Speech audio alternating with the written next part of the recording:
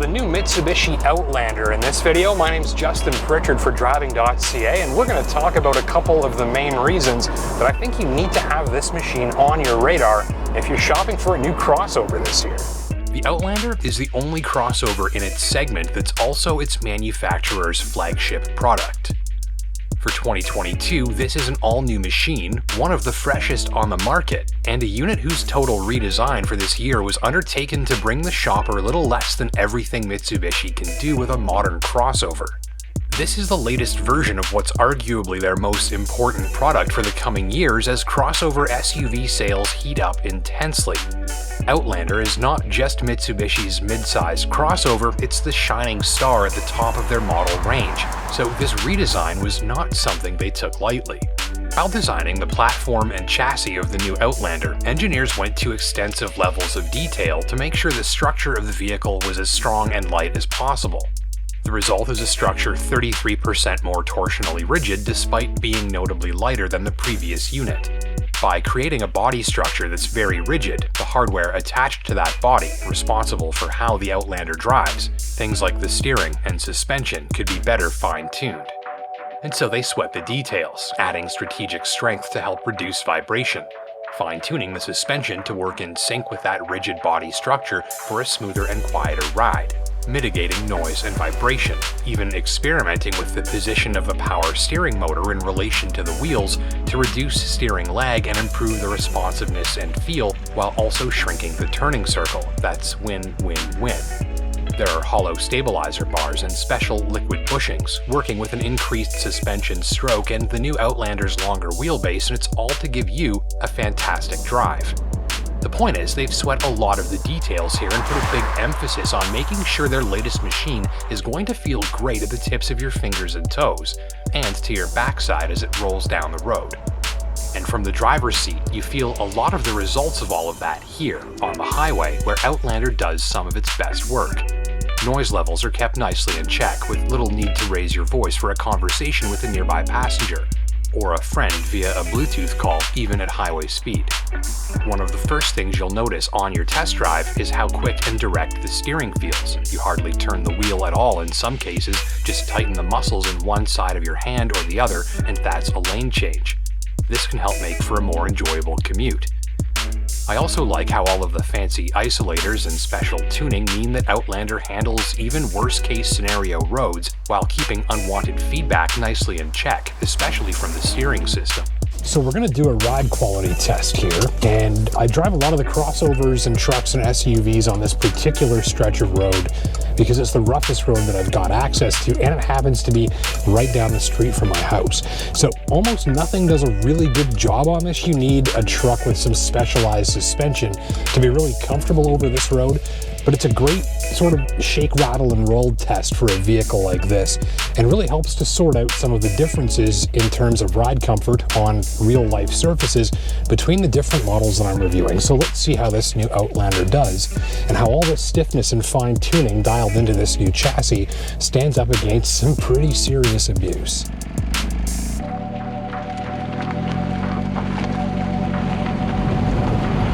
On first impressions, you can absolutely feel how stiff this thing is underneath you, in the sense that the body feels very, very rigid.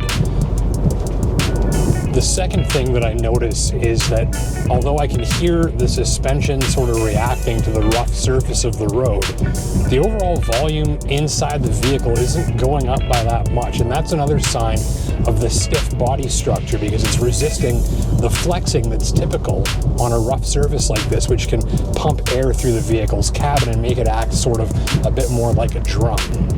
And I'd say that's pretty nicely mitigated here too. This isn't the most comfortable riding crossover on really bad back roads, like I'm showing you here. Some models, I'm thinking specifically Subaru Forester, do have a slightly softer ride that stands up better to this sort of driving. But Outlander's ride quality here remains very respectable, and even though I can hear more of the suspension than I like, the worst of the abuse from the road beneath is nicely filtered. But no complaints on the highway, where Outlander rolls smoothly down the road, noise levels are kept relatively low, and everything feels sort of on the upscale end of the spectrum. The steering is bang on, the highway ride is laid back.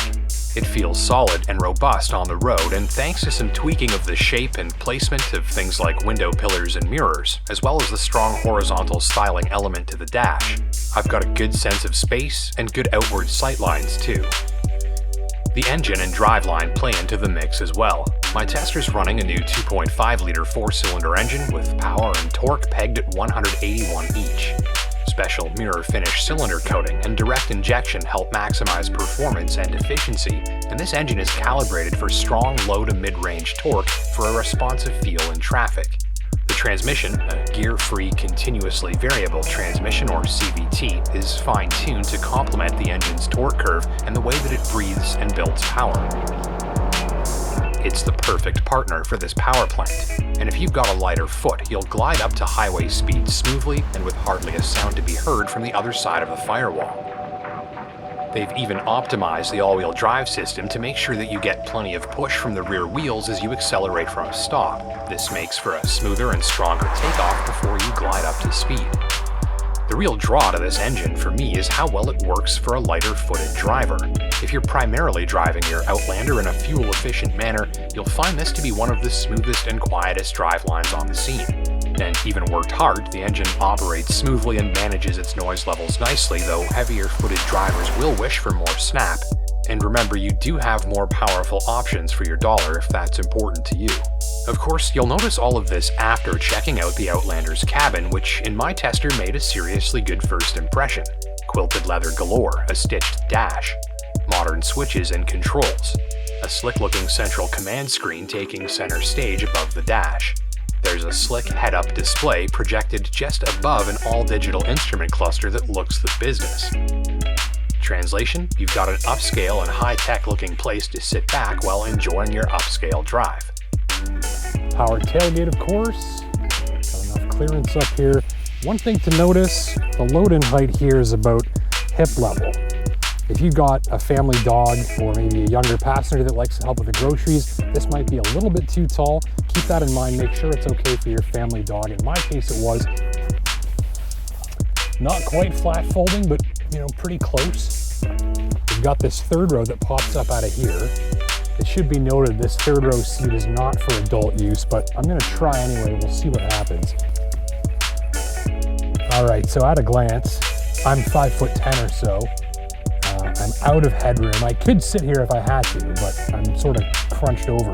So we can say this is all right if your kids have a couple of buddies coming along for the ride. It's going to be better than walking home in the rain. But if you're a full-size adult, you're not going to have a good time back here if you're sitting back here for more than a couple of minutes.